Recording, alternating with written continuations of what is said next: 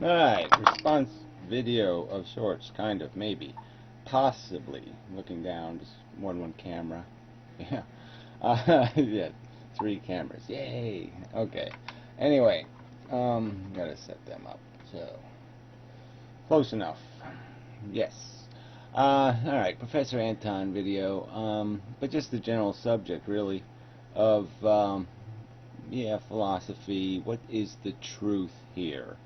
And this conflict that exists between one truth that says, okay, a god done it, or spirits did it, or happy forces did it, unicorn dust did it, whatever it is, whatever this new religion is of, yeah, we are eternal and we're blah blah blah, even though there's no evidence of any of that. He calls it stoic. It's just romantic, is what it is. It's, yeah, let's pretend it's not just some sort of selfish passion. Let's pretend it's doing something more dignified than we're really doing. It is a bug's life. We're on a bug planet living a bug's life. That's what it is. And yeah, even the bugs probably think, they, have little pet names for each other, sweetie, honey. Um, Whatever. And it'd be nice if we had a good little story to tell. Some sort of yeah, fable. Even what's his name, with the Starbelly Sneetchy kind of thing. Yeah, it'd be nice. Yeah, even like the Grinch that stole Christmas. And he has his little dog, and he has a little life. And even though he's a shithead, it's still a life, and it means something to him. And there's little sweet emotions and tenderness and all of that kind of crap. And yeah, that's how we have to live our lives, is with those kind of elements in there. We need that stuff. And no one's I mean, I'm arguing that not that we don't need it, but that it is all part of an engineered psychology. Our psychology can be anything. We can be anything from Hannibal Lecter to Joan of Arc, or whatever the positive opposite is to these um,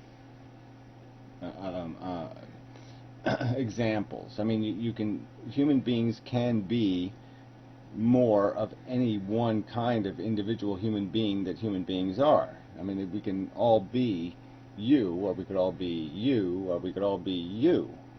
It just doesn't matter as a practical matter, and that's just psychology. That's just defines what you need, what you're chasing, what you're afraid of, what your passions are, what your fears are. Yeah, all of that stuff is so fudgeable and movable, malleable,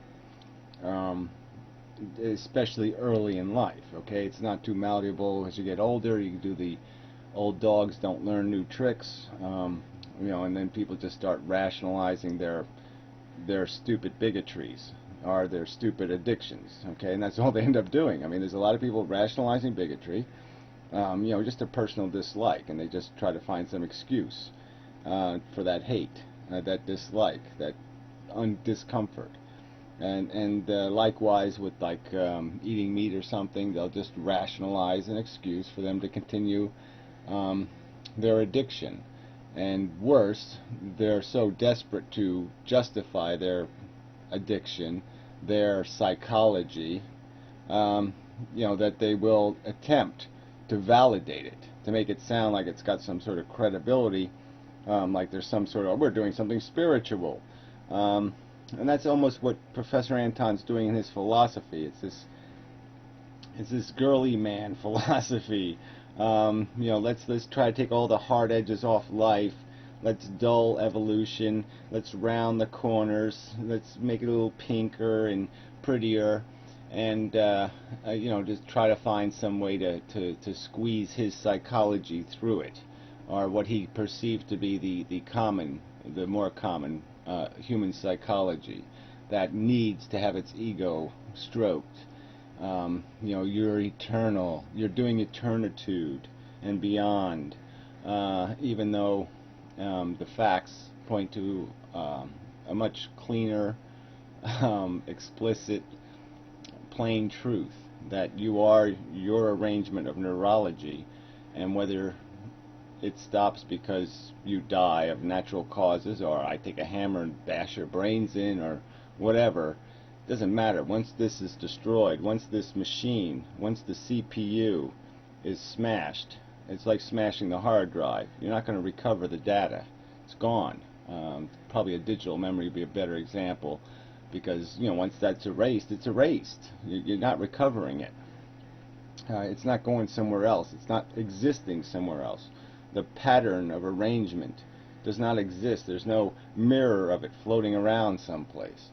All there is, if we're lucky, we live in the modern era, we're allowed to make these videos and preserve who we are to some extent. Fingerprint our brain, our conscious wheelings and dealings.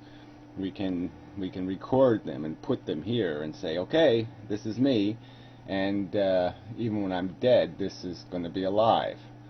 And that's a little spooky and weird, but it's that's a huge advantage over 200 years ago in attempting to just articulate the argument. Even there's an advantage to this ability to store what we utter, the song we sing, and to be able to improve upon it over time. So that's a subject for a whole nother video. But again, it's a video that these soft philosophers will attempt to romanticize and turn into a great voyage through timelessness and some other kind of bullshit, merely because we're recording our thoughts through a means where our humanness is exposed, is visible, can be seen. You can look into my eyes. You can do that, where in a book you can't really do that, not very well. So anyway, it's really off subject a little. So he's sort of talking like conceding reality. Like there's some sort of part of this God thing that's not bathwater. That there's an actual baby somewhere in this God metaphor, myth-telling, storytelling bullshit that's worth saving. And I think he's kidding himself. Nothing good will come of that. Delusions are for the bedroom, okay? Maybe even the bathroom, maybe even the kitchen, but you don't do them when you're in the reading room or the thinking room. It's just, that's not the place for that kind of crap. We shouldn't be blowing smoke up life's ass or each other's. It should be a discussion about what we can rationally defend. And you can't rationally defend even words like infinitude. You can't rationally defend taking myth, taking metaphor, and saying, let's wrap or veil our movement through life in that fog, that deliberate fog, that deliberate disguising of the explicit truth. And we see the danger of these metaphors and these fables and these myths, these stories, because they all have this element of happily ever after, or yeah, it's all justified because you have one little peak moment. You stand on the top of Mount Everest for 45 seconds and somehow it's all worth it. And that kind of illogic comes from this romanticizing, this extracting the real price from everything, not recognizing that there's just no free ride. For every great little moment on a motorcycle in the wind with some nice 70s or 80s music's playing, yeah, there's a guy with his arm behind his back and his leg over his shoulder in a little pool of mush, going ow. That's the reality, is the whole picture, the whole context of this thing. So then we're back to, yeah, it's insectus, okay, insectus monstrous. Our life is built on consumption, reproduction, cannibalism, an addiction. You know, this is not, it's not made of good stuff. It's made out of crap. And to do anything even hopefully useful, we've got to acknowledge that. And if we don't, we'll just end up like the pharaohs. We'll waste a whole bunch of energy building pyramids to a infinitude that you can't capture. We'll have all our little guts in jars, and we'll have everything nicely labeled, and everything will be well dusted, and it'll be for nothing. It'll be to satisfy a delusion, not a necessity, just a delusion, and a gluttony that we can't afford with 7 billion people to satisfy. We can't afford this soft philosophy in the face of the price that's going to be paid for getting it wrong, for doing it wrong, to not dealing with the real circumstance, which is, this is a lot of futile chasing. There's more losers than winners. These are the realities that we have to face, and we have to take responsibility for. Or we have to attempt to impose responsibility for, probably the better way to put it. Because the thing that is responsible for it is this mindset that endorses it. People wouldn't keep recklessly breeding if people didn't keep recklessly endorsing life. People wouldn't keep recklessly, insanely attempting to reach the infinitude of an extra month or an extra year at huge expense, at huge waste. If society or the common philosophers weren't sitting there saying, yeah, keep, you know, don't give up, don't give up, don't give up, keep pushing, keep fighting. For what? Fighting for what?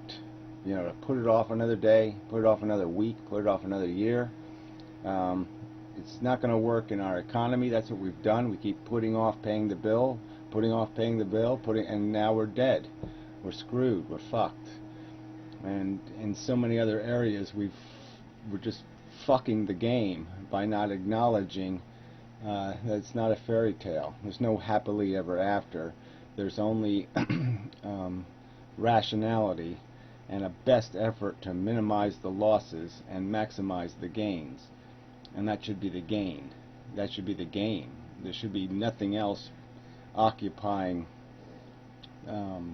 philosophical conversation but that context, that the truth will set us free. Okay, metaphor won't, fog won't, distortion won't.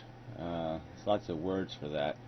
Probably should just compile a list of all these kind of, because that's really the approach. The approach is the cosmetically surgery to fake it, to you know, augment reality and the truth, to make it fit your dependent and needful psychology, rather than attempting to take a strategy of creating human beings that can deal with the truth, can live for a truth, can live with the truth, can be satisfied with what the truth will demand from them. Yeah, that's probably enough ways to put it. Anyway, enough of a video, I think. So anyway, sorry if the too distracting. I was going to do the conversation thing between me and myself and have that person as a witness, but anyway, I changed my mind, and that's not the way it went. So it doesn't really matter, right? It doesn't really matter. It doesn't really. Yeah, he was saying it doesn't really matter. I don't know if I agree with that, though. I think it probably does matter, but we're not going to worry about it tonight. So we already made the video. Yeah, I had to fix this camera. Look, it's two-tone now. I like that. Black and white's kind of neat. Anyway, but it sort of reminds me of a cop, so that's not good. But anyway, I always liked black and white. It always sort of pissed me off that cops stole that look. It's a good look. Fucking cops. Alright, that's enough of a video. Thank you very much. Till next time, and such, and so forth.